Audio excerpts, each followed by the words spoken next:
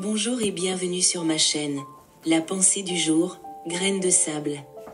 As-tu déjà pensé à ce que signifie vraiment vivre?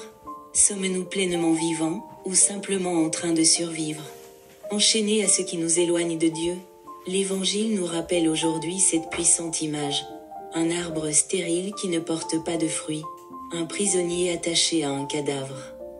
Sans le Christ, nous risquons d'être comme cet arbre, comme ce prisonnier, lié à une existence sans souffle, sans vie véritable. Mais Dieu est patient, il nous offre toujours une seconde chance, une année de plus, une grâce de plus, un appel à la conversion. Alors, es-tu prêt à briser ces chaînes et à renaître dans la lumière du Christ? Abonne-toi, partage, et ensemble, avançons vers une vie pleine de sens et de fécondité. Chers amis, la parole de Dieu de ce dimanche nous révèle que non seulement Dieu ne veut pas la mort, mais encore moins une existence stérile, une mort lente, chez ses enfants. Dieu n'a pas accepté l'esclavage et l'oppression d'Israël en Égypte. Il a envoyé Moïse libérer son peuple, comme nous l'enseigne la première lecture.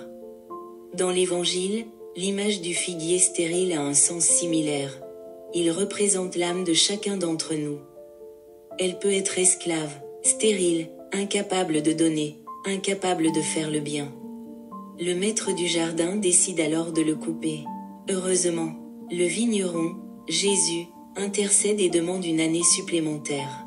Tout ce qu'il fait révèle de manière éclatante la miséricorde de Dieu, ce Dieu de tendresse et de pitié.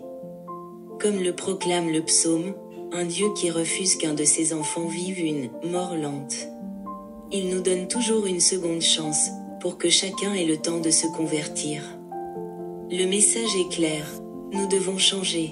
La patience et la miséricorde de Dieu nous accompagnent malgré notre stérilité. Rappelons-nous que Jésus fait tout pour nous orienter vers le bien. L'intervention du vigneron, qui demande un délai supplémentaire en espérant voir le figuier porter du fruit, souligne l'urgence de la conversion. Remarquons que le figuier est planté dans un jardin, il est donc privilégié. Ce figuier, c'est ton âme et la mienne. Le sol dans lequel nous sommes enracinés est un sol de miséricorde, la terre la plus riche, afin que nous puissions porter les fruits attendus. Le carême est un temps de repentir, un temps pour revenir sur le bon chemin. Ne nous laissons pas mourir lentement, exister sans porter de fruits.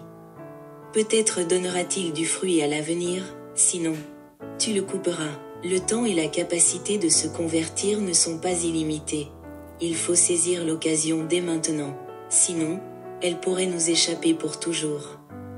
La parole de Dieu nous interpelle. Que dois-je faire pour me convertir, pour me rapprocher de Dieu, pour éliminer ce qui est mauvais en moi? Disait le pape François, Jésus est infiniment patient, dans l'espoir que nous finissions par porter du fruit. Chaque jour, il nous élague, par sa parole, nous nourrit de son corps et de son sang.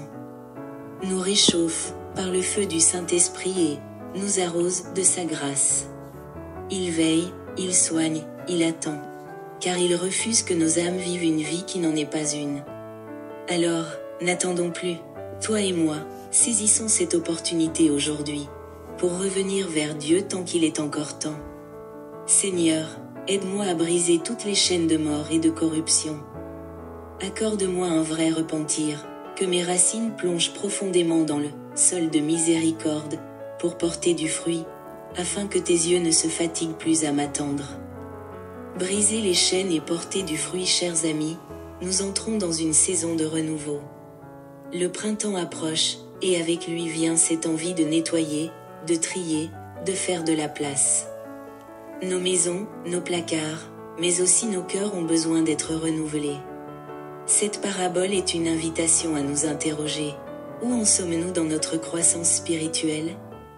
Sommes-nous des arbres qui portent du fruit, ou sommes-nous étouffés par la fatigue, le doute, les habitudes pesantes qui nous empêchent d'avancer? Il est facile de vivre une existence sans saveur, attaché au fardeau du passé, comme ce prisonnier dont parlent les Romains, enchaîné à un cadavre jusqu'à suffoquer. Sans le Christ, nous sommes prisonniers de notre péché, incapables d'avancer. enfermés dans une routine qui ne porte aucun fruit. Mais voici la bonne nouvelle, Dieu ne nous condamne pas tout de suite. Il nous laisse encore du temps. Il nous donne une nouvelle chance. Comme un jardinier qui prend soin de son arbre. C'est à nous de répondre à cette grâce. Alors, que pouvons-nous faire concrètement? Faire le ménage en nous. Identifions ce qui nous éloigne de Dieu et débarrassons-nous de tout ce qui nous empêche d'avancer. Quelles sont les attaches, les peurs, les habitudes qui nous stérilisent? Acceptez le travail de Dieu en nous. Le jardinier ne se contente pas d'attendre. Il bêche, il nourrit, il soigne. Dieu agit en nous, à travers sa parole, les sacrements, la prière et les rencontres providentielles. Laissons-le nous transformer, porter du fruit.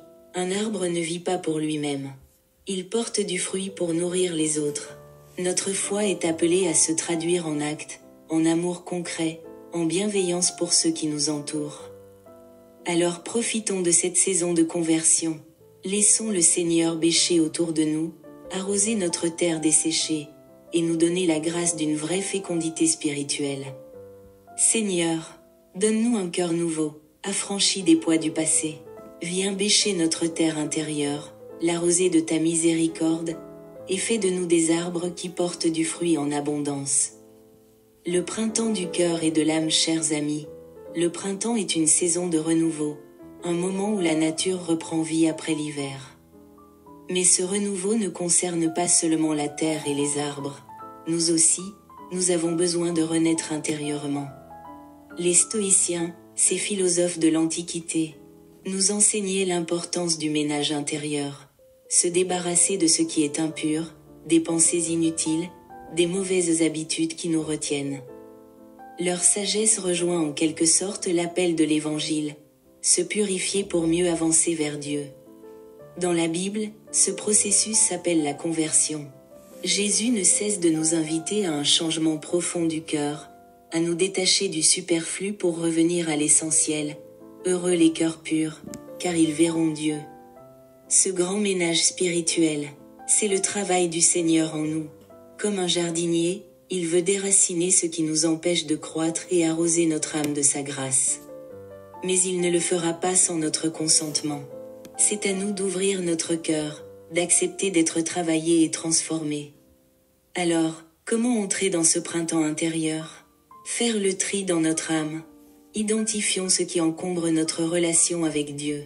Quelle est cette habitude, cette pensée, cette attache dont nous devons nous libérer? Renouveler notre esprit. Au lieu de nous nourrir de distractions ou d'inquiétudes, tournons-nous vers la prière, la parole de Dieu, et des moments de silence pour écouter sa voix. Vivre dans la simplicité et l'amour. Comme les stoïciens le suggéraient, recentrons-nous sur l'essentiel.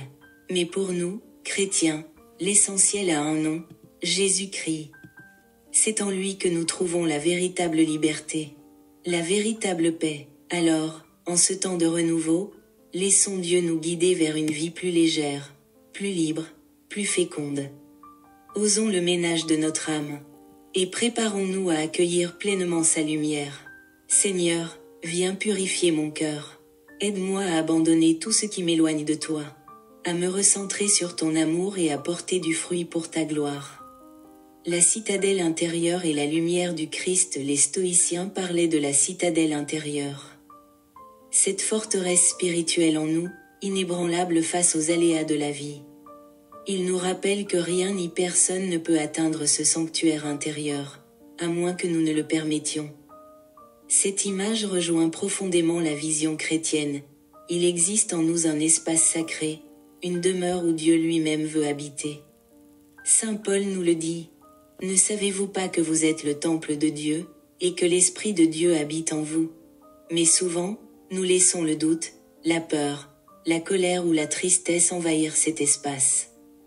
Nous nous attachons aux échecs, nous nous focalisons sur les blessures, et peu à peu, notre regard s'assombrit. Nous oublions la lumière qui brille en nous. Jésus nous appelle à choisir la lumière. Si ton œil est en bon état, tout ton corps sera dans la lumière. Cela signifie que notre manière de voir influence profondément notre vie. Comme le disait Marc Aurèle, Notre vie est teintée par la couleur de nos pensées. Si nous nourrissons des pensées d'espérance, de foi, d'amour, notre monde s'illumine. Si nous nous laissons submerger par le négatif, tout devient gris et pesant. Alors, comment préserver notre citadelle intérieure dans la lumière de Dieu? Protéger notre cœur. Prenons soin de ce que nous laissons entrer en nous. Les paroles que nous écoutons, les pensées que nous entretenons. Demandons au Seigneur la grâce de filtrer ce qui alourdit notre âme. Revenir à l'essentiel. Dans le tumulte du quotidien, faisons silence pour retrouver la présence de Dieu en nous. Il est toujours là, prêt à nous relever et à nous fortifier. Choisir la gratitude et la confiance. Au lieu de nous focaliser sur ce qui va mal, apprenons à reconnaître la beauté du moment présent. Même au milieu des épreuves, il y a une raison de rendre grâce. La vraie citadelle intérieure, c'est le Christ vivant en nous. Si nous lui confions notre cœur, alors aucune tempête extérieure ne pourra nous ébranler. Seigneur, viens habiter ma citadelle intérieure. Aide-moi à garder mon cœur pur, à choisir la lumière et à te laisser régner en moi. Que ma vie soit teintée de ton amour et de ton espérance. Le temps est un don, vivons-le pleinement, chers amis. Notre temps sur cette terre est limité. Chaque jour qui passe est un pas de plus vers l'éternité. Marc Aurèle nous le rappelle, le temps s'écoule à jamais, et si nous ne l'utilisons pas, il disparaît sans retour possible. Combien de saisons avons-nous déjà traversées sans changer? Combien d'occasions avons-nous laissé passer, par peur, par confort ou par simple négligence? Et si ce printemps était l'heure du réveil? L'Évangile nous enseigne cette même urgence. Jésus nous interpelle, le royaume de Dieu est tout proche. Convertissez-vous et croyez à l'Évangile. Il ne nous dit pas, plus tard, ni, quand tu auras le temps, mais maintenant. Comme les stoïciens, le Christ nous appelle à agir sans attendre, à nous détourner du péché, à nous libérer de ce qui nous entrave et à marcher vers lui. Pourquoi repousser à demain ce que nous pouvons offrir à Dieu aujourd'hui?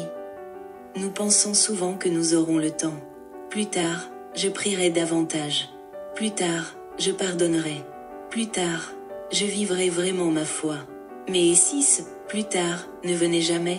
Aujourd'hui, si vous entendez sa voix, n'endurcissez pas votre cœur. Ce printemps est une grâce. Une invitation à nous renouveler, à faire le ménage dans nos âmes comme dans nos vies.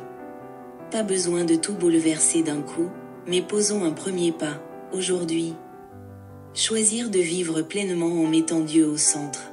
Laisser derrière nous les poids inutiles, rancune, peur, doute. Transformer chaque jour en offrande, en aimant et servant davantage. Jésus nous attend dans l'instant présent. Ne remettons pas notre conversion à demain. Seigneur, donne-moi la sagesse de ne pas gaspiller le temps que tu m'offres. Aide-moi à te chercher aujourd'hui, à aimer aujourd'hui, à me convertir aujourd'hui. Amen.